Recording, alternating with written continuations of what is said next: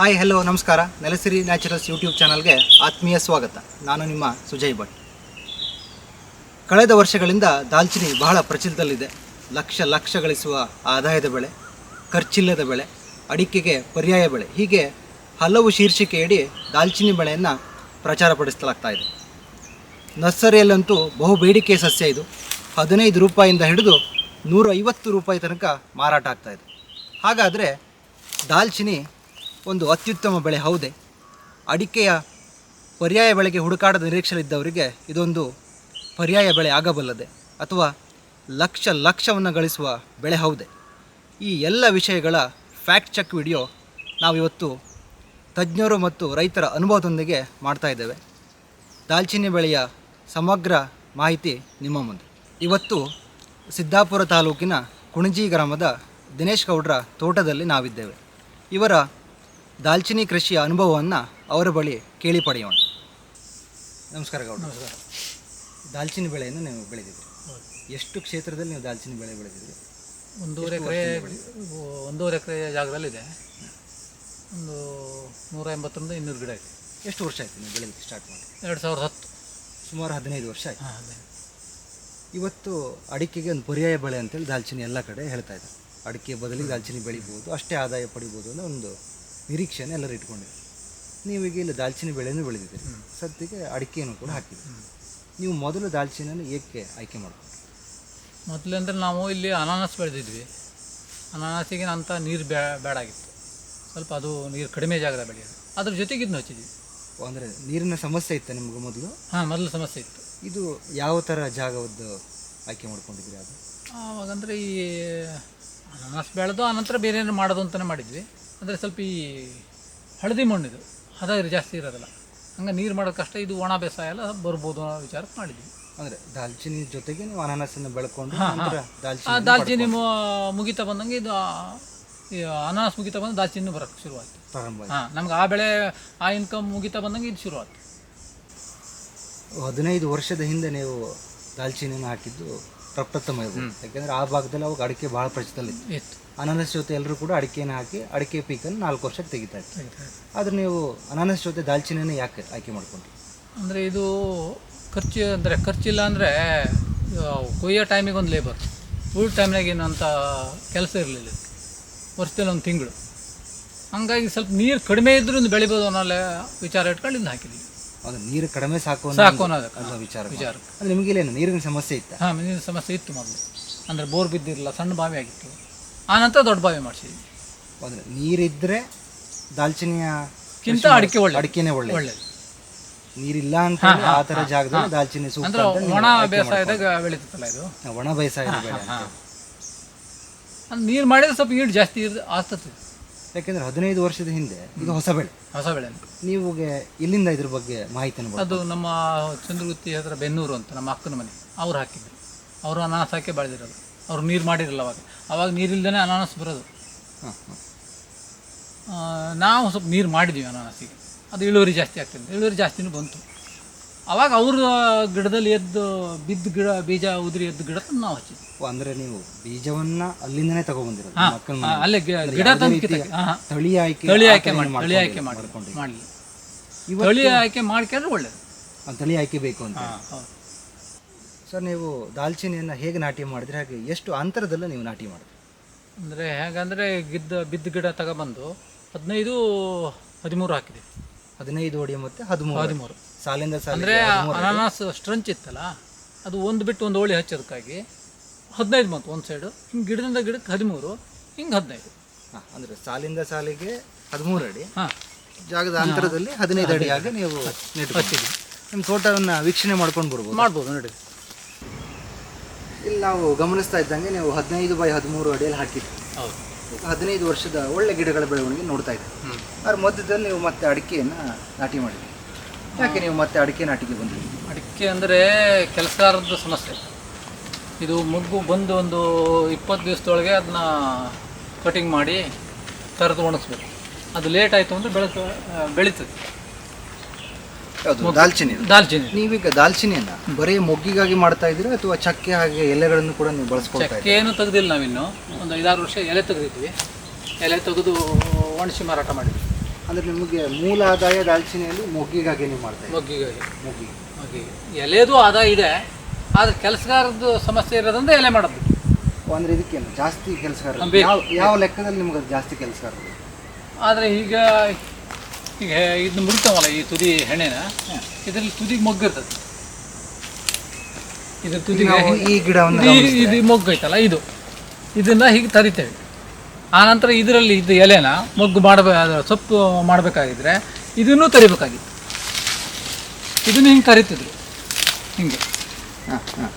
ಅದನ್ನು ಒಂದು ದಿವಸ ಬಿಸಿಲಿಗೆ ಹಾಕಿ ಆನಂತರ ನೆರಳಲ್ಲಿಟ್ಟು 2 ದಿವಸದ ನಂತರ ಚೀಲ ತುಂಬ್ತಿದ್ವಿ. ಇಲ್ಲೇ ಲೋಕಲ್ ಅದು ಕೆಜಿ ಲೆಕ್ಕದಲ್ಲಿ ಹೋಗ್ತದೆ. ಕೆಜಿ ಲೆಕ್ಕದಲ್ಲಿ ಕೆಜಿ ಲೆಕ್ಕ. ಅಂದರೆ ಒಣ ಎಲೆ ಅಷ್ಟೊಂದು ತೂಕ ಏನು ಬರೋದಿಲ್ಲ. ಆದರೂ ನಮಗೆ ಇದ್ರದ್ದು ಖರ್ಚು, ಮೊಗ್ಗು ತೆಗಿಯೋ ಖರ್ಚು ಸತ್ನಲ್ಲಿ ಬರ್ತಾ ಇತ್ತು ಅವಾಗ.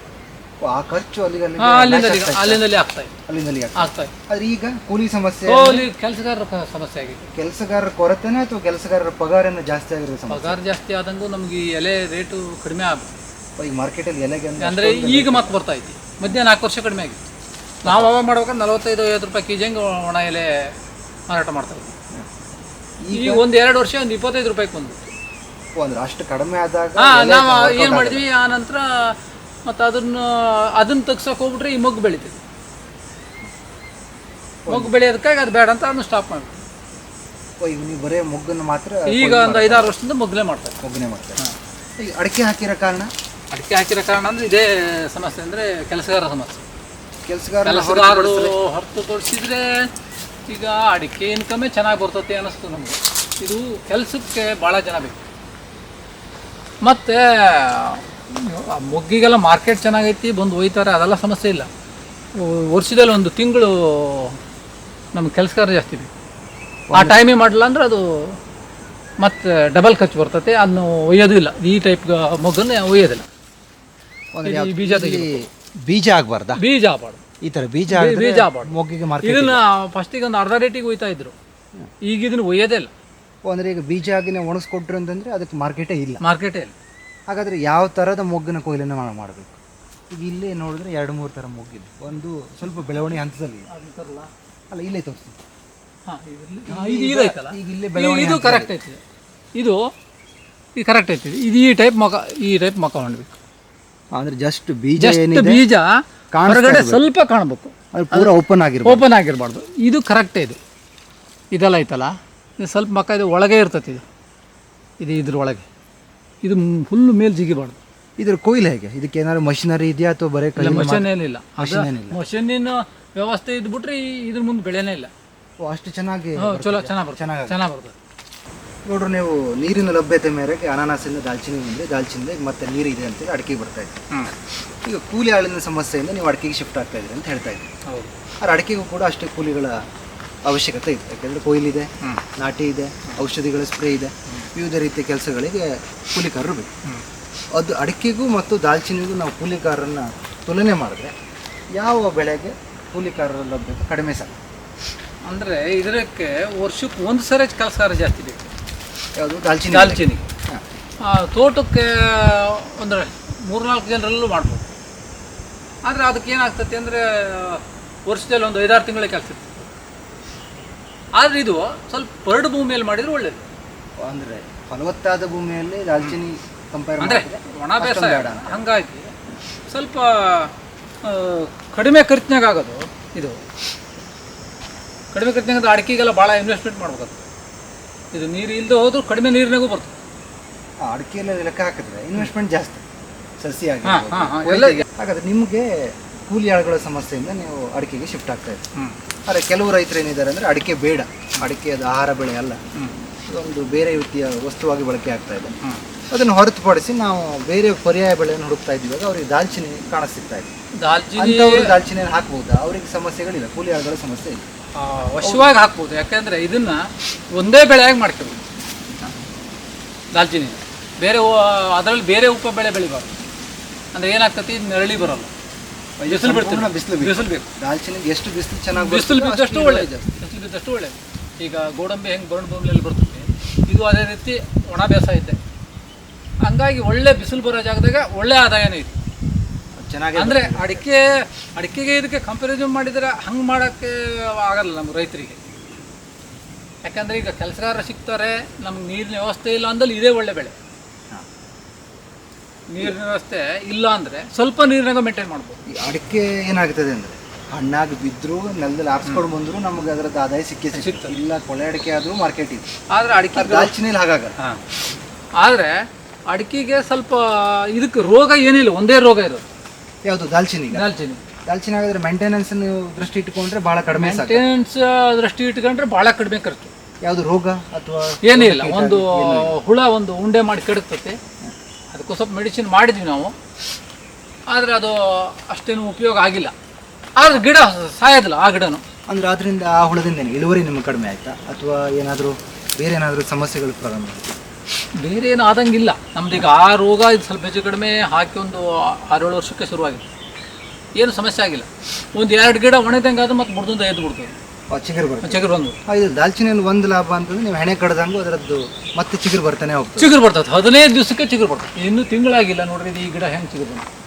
3 ವರ್ಷ ಮತ್ತೆ ತೆನೆ ಬರೋಕ್ಕೆ ರೆಡಿ ಇದೆ. ಈಗ ಇದು ದಾಲ್ಚಿನಿ ಹೇಗೆ ಹೊಸ ಚಿಗುರಿನಲ್ಲಿ ನಿಮ್ಗೆ ಜಾಸ್ತಿ ಮೂಗು ಸಿಗ್ತದೆ ಅಥವಾ ಹಳೆ ಚಿಗುರಿನಲ್ಲಿ ಜಾಸ್ತಿ? ಹೌದು, ಇದು ಹಳೆಯ ಗಿಡನ ಪೂರ್ತಿ ನಾವು ಒಂದ್ಸರಿ ನಾವು ಮಾಡಿಸೋದು, ಅದಕ್ಕಾಗೆ ಸೊಪ್ಪು ಮಾಡಿಸೋ ವಿಚಾರ. ಒಂದ್ಸರಿ ಒಳಗಡೆ ಇದ್ದ ಒಣ ಹೆಣೆಗಳು ಇದೆಲ್ಲ ಕಂಪ್ಲೀಟ್ ತರಿಸಿಬಿಟ್ರೆ, 1 ವರ್ಷ ಗುತ್ತಿಗೆ ಕೊಟ್ಟು ತರಿಸಿದ್ವಿ, 4ನೇ ವರ್ಷ ಭಾರಿ ಮುಗ್ಗು ಬಂತು.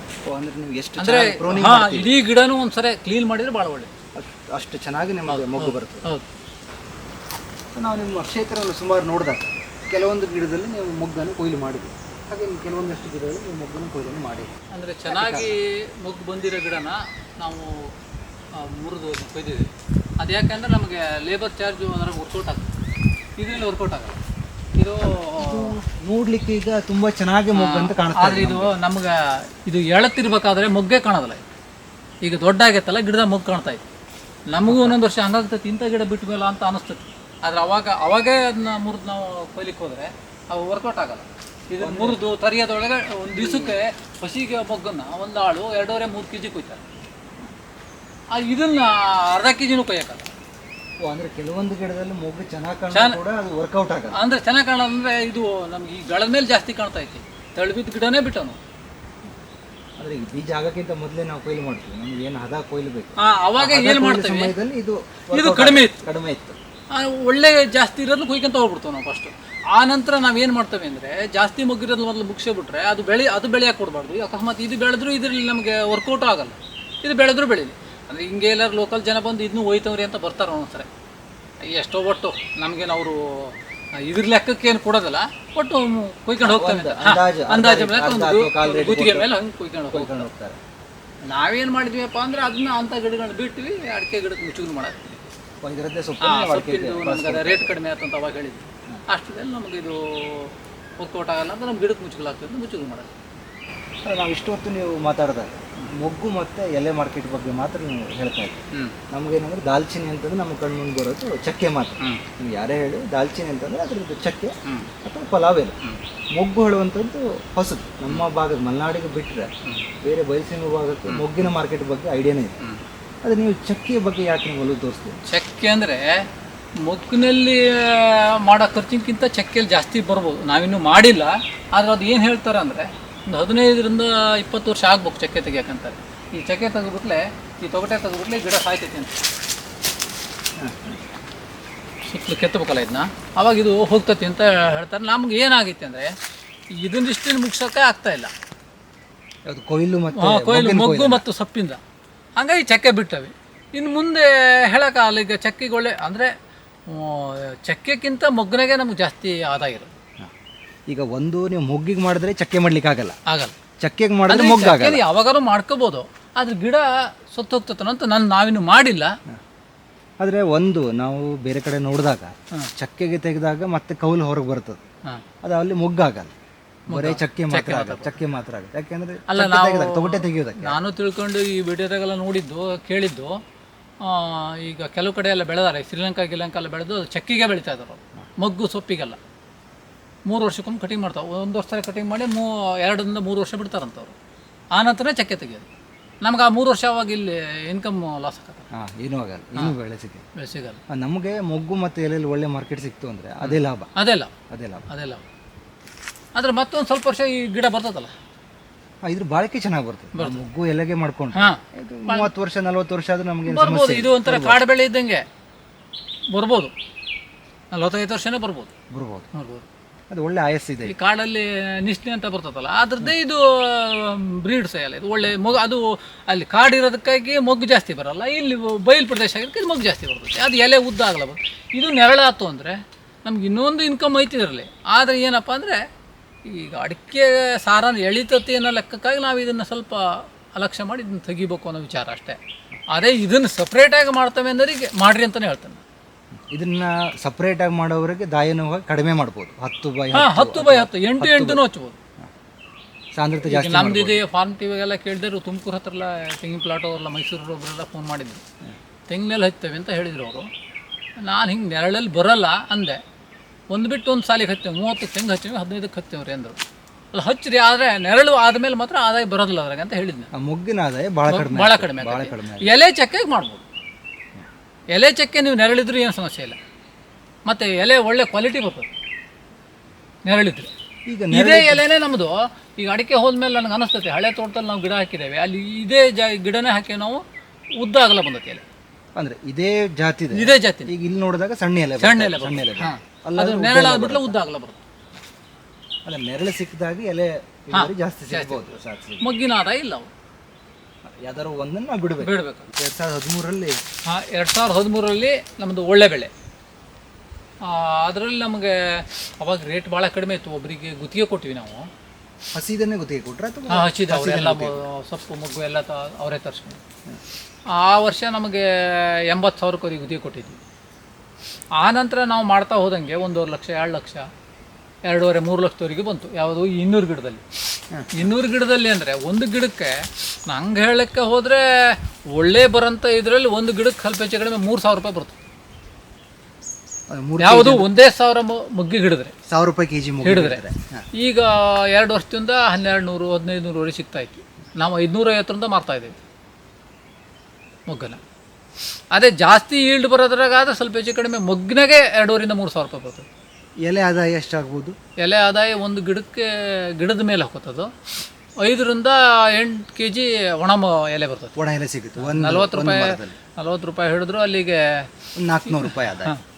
ಇದು ಒಂದು 2,500 ಪ್ಲಸ್ ಒಂದು 400, 2,900 ರೂಪಾಯಿಂದ 3,000 ರೂಪಾಯಿವರೆಗೆ ನಿಕ್ಕಿ ಆದಾಯವನ್ನು ಒಂದು ಗಿಡದಿಂದ ತಗೊಳ್ಬೋದು. ಒಂದು kg ಮೊಗ್ಗನ್ನು ನಾವು ಕೊಯ್ದು ರೆಡಿ ಮಾಡ್ಲಿಕ್ಕೆ ಸ್ವಲ್ಪ ಹೆಚ್ಚು ಕಡಿಮೆ ಈಗಿನ ಲೇಬರ್ ವರ್ಷ ಈ ಮೊಗ್ಗು ರೇಟು ಏರಿಬಿಟ್ರೆ ಮೊದಲೆಲ್ಲ ನಮಗೆ 200-250 ರೂಪಾಯಿ ಒಂದು kg ಖರ್ಚು ಬರೋದು. ಈಗ ಸ್ವಲ್ಪ ಹೆಚ್ಚು ಕಡಿಮೆ 450ರಿಂದ 500 ರೂಪಾಯಿ ಖರ್ಚು ಬರ್ತಾ ಇತ್ತು. ಇಲ್ಲಿ ಖರ್ಚು ಅಂತಂದರೆ ಕೂಲಿ ಆಳಿಂದ ಅಷ್ಟೇ. ಇದಕ್ಕೆ ಬೇರೆ ನಿರ್ವಹಣೆ ಏನಿಲ್ಲ. ಅನಾವಶ್ಯಕ ನಾವು ಹಾಗೆ ನೆಟ್ಟಿದ್ದು ಅದ್ರ ಪಾಡಿಗೆ ಅದು ಬಂತು. ಗೊಬ್ಬರ ನಿರ್ವಹಣೆ ಅಷ್ಟೊಂದಿಲ್ಲ. ಅದಕ್ಕಾಗಿ ಸಪ್ರೇಟ್ ಹಾಕಿ ನಾವು 1-2 ವರ್ಷ ಮಾತ್ರ. ಔಷಧಿ ನಿರ್ವಹಣೆ ಯಾವುದೂ ಅವಶ್ಯಕತೆ ಇಲ್ಲ, ಏನೂ ಮಾಡಿಲ್ಲ. ಕೇವಲ ಕೊಯ್ಲಿಗೆ ಮಾತ್ರ ಬೇಕು. ಕೊಯ್ಲಿಗೆ ಮಾತ್ರ ಖರ್ಚು. ಅಂದರೆ ರೇಟು ವರ್ಷನೂ ಜಾಸ್ತಿ ಆದಂಗೆ ಕೂಲಿ ಆಳುಗಳು ರೇಟ್ ಜಾಸ್ತಿ ಆದರೆ ಏನೂ ತೊಂದರೆ ಇಲ್ಲ. ಅದೇ ಕೂಲಿ ಆಳುಗಳ ರೇಟ್ ಜಾಸ್ತಿ ಆಗ್ತಾ ಹೋಗಿ ಇಳುವರಿಯ ರೇಟಲ್ಲಿ ಕಡಿಮೆ ಆಯಿತು ಅಂತಂದ್ರೆ ಅದೇ ಹಂಗೆ ಹೋಲಿಸಿದ್ರೆ ನಾವು 500 ರೂಪಾಯಿ 1,000 ರೂಪಾಯಿ ಬಂದರೂ ನಮ್ಗೆ 500 ರೂಪಾಯಿ ಉಳ್ದಂಗೆ. ಒಂದು 50% 60% ನಿಕ್ಕಿ ಲೇಬರ್ ಖರ್ಚೇ ಆಗುತ್ತೆ. ಇಲ್ಲ 60% ಎಲ್ಲ ಹೋಗಲ್ಲ, 40ರಿಂದ 50 ಲೇಬರ್ ಹೋಗುತ್ತೆ. ಅಂದರೆ ಹೆಚ್ಚು ಕಮ್ಮಿ ಸರಿ ಸುಮಾರು ಒಂದು 3,000 ರೂಪಾಯಿ ಒಂದು ಗಿಡಕ್ಕೆ ಹಿಡಿದ್ರೆ ಎಕರೆಗೆ ನಾವು 10/10 ಹಾಕಿದ್ರೆ 400 ಗಿಡವನ್ನು ಕೊಂಡಿಸ್ತೀವಿ. 1,20,000 ಒಂದು ಒಳ್ಳೆ ಬಿಸಿಲಿರೋ ಜಾಗದಾಗ ಬೇರೆ ಏನು ಬೆಳೆ ಇಲ್ದಲ್ಲ ಅದನ್ನ ಮಾಡಿದರೆ ಒಳ್ಳೆ ಆದಾಯ. 1,20,000 ನಿಕ್ಕಿ ಟೋಟಲ್ ಆದಾಯವನ್ನು ಪಡ್ಲಿಕ್ಕೆ ಸಾಧ್ಯತೆ ಇದೆ. ನೋಡು, ನನ್ನದು ಲೆಕ್ಕ ತಪ್ಪಾಯಿತು. 1,20,000 ಅಲ್ಲ, 12 ಲಕ್ಷ ಆದಾಯ ಬರ್ತಾ ಇದೆ. 12 ಲಕ್ಷ ಆದಾಯ ಬೇರೆ ಯಾವ ಬೆಳೆಯಲ್ಲೂ ಬರಲಿಕ್ಕೆ ನನ್ನ ಲೆಕ್ಕದಲ್ಲಿ ಸಾಧ್ಯ ಇಲ್ಲ. ಈಗ ಅಡಿಕೆಯಲ್ಲೂ ಕೂಡ ನಾವು 12 ಲಕ್ಷ ಆದಾಯನ ಎಕರೆಯಲ್ಲಿ ತೆಗಿಲಿಕ್ಕಾಗಲ್ಲ. ನೀವು 12 ಲಕ್ಷ ಆದಾಯ ಹೇಳಿದ್ರು ಕೂಡ ಮತ್ತೆ ನೀವು ಅಡಿಕೆನೇ ಹಾಕಿರಿ, ಯಾಕೆ? ಅದೇ ನಾವು ಅವಾಗ ಹೇಳಿದ್ನಲ್ಲ, ನೀರಿನ ವ್ಯವಸ್ಥೆ ನಮ್ಗೆ ಇರಲಿಲ್ಲ. ಅಡಿಕೆ ನೀರಾಯಿತು, ಅಡಿಕೆ ಹಾಕಿದ್ವಿ. ಅದೀಗ ನೀರಾವರಿ ಕೊಟ್ಟು ಅಡಿಕೆಯನ್ನು ಹಾಕಿದ್ರು 12 ಲಕ್ಷ ಆದಾಯನ ಪಡಿಬೋದು ನೀವು ಒಂದು ಎಕರೆ ಅಡಿಕೆಯಲ್ಲಿ? ಇಲ್ಲ, ಆಗಲ್ಲ. ಅದರಲ್ಲಿ ಮತ್ತೆ ನಾವು ಮೆಣಸು ಅದು ಇದು ಪರ್ಯಾಯ ಮಾಡ್ಬೇಕಾಗ್ಬಿಟ್ರೆ ಆಗಲ್ಲ. ಇದನ್ನು ಸಪ್ರೇಟಾಗಿ ಅದನ್ನ ಹೇಳೋದೇನು ಸಪ್ರೇಟಾಗಿ ಮಾಡಿದರೆ ಇದು ಹಲಸಿನ್ನೇ ಒಳ್ಳೆ ಬೆಳೆ. ಕೊಯ್ಲಲ್ಲಿ ಕೊಯ್ಬೇಕಿದ್ರೆ ನಾವು ಎಲೆ ಮತ್ತು ಮೊಗ್ಗನ್ನು ಒಟ್ಟಿಗೆ ನೀವು ಕೊಯ್ತೀರಿ. ಆದರೆ ಎಲೆಗೆ ಪ್ರೊಸೆಸಿಂಗ್ ಅಥವಾ ಸಂಸ್ಕರಣೆ ಹೇಗೆ ಮಾಡ್ತೀರಿ? ಎಲೆ ಕೊಯ್ದ ತಕ್ಷಣ ಒಂದು ದಿವಸ ಅಂದರೆ 3 ಗಂಟೆವರೆಗೂ ಒಣಸ್ತೀವಿ ನಾವು. ಬಿಸಿಲಲ್ಲೇ 3 ಗಂಟೆವರೆಗೆ. ಆನಂತರ ಅದು ನೆರಳಿ ಹಾಕ್ಬೇಕು. ಅದು ಕೆಂಪಾಗಬಾರ್ದು, ಹಸಿರೇ ಇರಬೇಕು. ಎಲೆ ಕಲರ್ ಚೇಂಜ್ ಆಗುತ್ತೆ. ಕಲರ್ ಚೇಂಜ್ ಆಗ್ಬಾರ್ದು. ಹಸಿರಿದ್ರೆ ಡಿಮಾಂಡ್ ಜಾಸ್ತಿ ಅದು. ಇದು ಈಗ ವಿಳ್ಯದೆಲೆಲ್ಲ ಕೊಯ್ದು ನೂರದ್ದು ಕಟ್ ಮಾಡ್ತಾರಲ್ಲ, ಅದೊಂಥರ ಕೈ ಕೆಲಸ. ಅದು ಅದೇ ರೀತಿ ಕೈ ಕೆಲಸನ ಇದು ದಾಲ್ಚಿನ್ನಿ ಎಲೆ ಕೂಡ? ಏನಿಲ್ಲ, ಹಂಗೆ ಮಾಡಿದರೆ ಮಾರ್ಕೆಟ್ ಜಾಸ್ತಿ ಐತಿ ಅಂತಾರೆ. ನಾವು ಆ ರೀತಿ ಮಾಡಿಲ್ಲ. ಈಗ ನೆರಳಲ್ಲಿ ಹಾಕಿ ಅದನ್ನು ಒಂದು ದಿವಸ ಒಣಸಿದ ನೆರಳಲ್ಲಿ ಹಾಕಿ 3-4 ದಿವಸ ನಂತರ ಚೀಲ ತುಂಬಿದ್ವಿ. ಅದು ನೀವು ಅದನ್ನು ಈಗ ಎಲೆ ವಿಳ್ಯದೆಲೆ ಮಾಡಿದಂಗೆ ಕವಳಿಗೆ ಮಾಡ್ಲಿಕ್ಕೆ ಹೋದರೆ ನಮಗೆ ಅದ್ರ ಖರ್ಚು ಭಾಳ ಬಂದು ಅದ್ರ ಅಷ್ಟು ವರ್ಕೌಟ್ ಆಗಲ್ಲ. ಅದಕ್ಕಿಂತ ಇದು 45-50 ರಂಗೆ ಹೋಯ್ದ್ರೆ ಇದು ಒಳ್ಳೇದಲ್ಲ. ನಿಮ್ಮ ಲೆಕ್ಕದಲ್ಲಿ ಅದನ್ನ 40 ಅಥವಾ 50 ರೂಪಾಯಿ ಒಣ ಎಲೆ ಕೊಡೋದು ಚಲೋ ಅಲ್ಲ? ಅಥವಾ ಅದೇ ಎಲೆಯನ್ನು ಬೇರೆ ಈ ಥರ ಅಡಿಕೆ ಗಿಡ ಆಗಿರ್ಬೋದು ಅಥವಾ ದಾಲ್ಚಿನ್ನಿ ಗಿಡದ ಬುಡದಲ್ಲೇ ಮುಚ್ಚಿಗೆ ಮಾಡೋದ್ರಿಂದ ಏನಾದ್ರು ಲಾಭ ಜಾಸ್ತಿ ಸಿಗುತ್ತೆ? ಅದು ಒಳ್ಳೇದೇ. ಅದು ಅಲ್ಲೇ ಫಲವತ್ತತೆ ಆಗ್ತದಲ್ಲ, ಅಲ್ಲಿ ಬಿದ್ದು ಗೊಬ್ಬರ ಆಗ್ತದೆ. ಯಾವುದು ನಿಮ್ಮ ದೃಷ್ಟಿಯಲ್ಲಿ ಯಾವುದು ಚಲೋ? ಜನ ಸಿಕ್ಬಿಟ್ರೆ ಎಲೆ ಮಾಡೋದು ಒಳ್ಳೇದೇ. ಎಲ್ಲದೂ ಕೂಡ ಲೇಬರ್ ಮೇಲೆ ಇಲ್ಲ. ಮಗ್ಗಿನ ಕೊಯ್ಸಿದ ಖರ್ಚು ನಮಗೆ ಎಲೆಯಲ್ಲಿ ಬರ್ತದೆ. ಒಟ್ಟಾರೆ ಹೇಳಬೇಕು ಅಂದರೆ ಬೇರೆ ಬೆಳೆ ಇಲ್ಲದೆ ಇದ್ದಾಗೆ ರೈತರಿಂದ ಮಾಡ್ಬೋದು. ಒಳ್ಳೆ ಅಂದರೆ ಈ ಸೊಪ್ಪು ಮಗ್ಗು ನೀವು ನಂತರ ಚಕ್ಕೆನೂ ತೆಗಿತೀರಿ ಅಂದರೆ ಒಂದು ಎಕರೆಗೆ ಈಗ ಮಗ್ನಲ್ಲೇ 10 ಹಾಕಿದರೆ ಸ್ವಲ್ಪ ಹೆಚ್ಚು ಕಡಿಮೆ 400 ಗಿಡ ಅಂತ ಲೆಕ್ಕ ಹಾಕಿದ್ದೀವಲ್ಲ ನಾವು. ಆ ರೀತಿಯಲ್ಲಿ ಅಂದರೆ ಒಂದು 6 ಲಕ್ಷ ಮಾಡ್ಬೋದು. ಅಂದರೆ ಎಲೆನೂ ಮಾಡಿದರೆ ಮಾಡ್ಬೋದು. ನಮ್ದು ಇದಿಷ್ಟರಲ್ಲೇ ನಾವು ಒಂದು 20 ಕ್ವಿಂಟಲು ಸೊಪ್ಪು ತೆಗೆದಿದ್ವಿ. ಒಣ ಸೊಪ್ಪು 10-12 ಎವರೇಜ್ ಮಾಡ್ತಿದ್ದೀವಿ. ಒಂದೊಂದು ವರ್ಷ 20 ಅಂದರೆ ನಮ್ಗೆ ಅನುಕೂಲ ನೋಡಿ. ಈಗ ಎಲೆ ಜಾಸ್ತಿ ಬಂದ ವರ್ಷ ಮೊಗ್ಗು ಕೂಡ ಇಳುವರಿ ಜಾಸ್ತಿ ಬರುತ್ತೆ? ಇರ್ತದೆ. ಅದು ಎರಡು ಒಂದೇ? ಯಾವತ್ತು ಮೊಗ್ಗು ಜಾಸ್ತಿ ಬಂತ ಅವತ್ತು ಸೊಪ್ಪಿನ ಇಳುವರಿನೂ ಜಾಸ್ತಿ. ಆದರೆ ಇದೆ ಈಗ ಇದನ್ನೇ ಮಾಡ್ತವೆ ಅಂತ ಹೊಂಟಾಗೆ ಆ ಅಡಿಕೆಕ್ಕಿಂತ ಇದೇನು ಅಂದರೆ ಖರ್ಚಿನಲ್ಲಿ ಲೆಕ್ಕ ಹಾಕಿದ್ರೆ ಒಳ್ಳೇದು ಅಂತ ಹೇಳೋಕ್ಕಾಗಲ್ಲ. ಆದರೆ ಖರ್ಚು ಕಡಿಮೆ ಇರೋದ್ರಿಂದ ಸಪ್ರೇಟಾಗಿ ಮಾಡಿದರೆ ಇದು ದಾಲ್ಚಿನ್ನಿ ಒಳ್ಳೆಯದು. ಗೌಡ್ರು, ದಾಲ್ಚಿನ್ನಿ ಕೃಷಿಯ ಒಂದು ಒಳ್ಳೆಯ ಮಾಹಿತಿಯನ್ನು ನಮ್ಮ ವೀಕ್ಷಕರಿಗೆ ತಿಳಿಸ್ಕೊಟ್ಟಿದ್ವಿ. ಇಷ್ಟೊತ್ತು ನಮಗೆ ಸಮಯ ನೀಡಿದ್ದಕ್ಕೆ ಧನ್ಯವಾದ.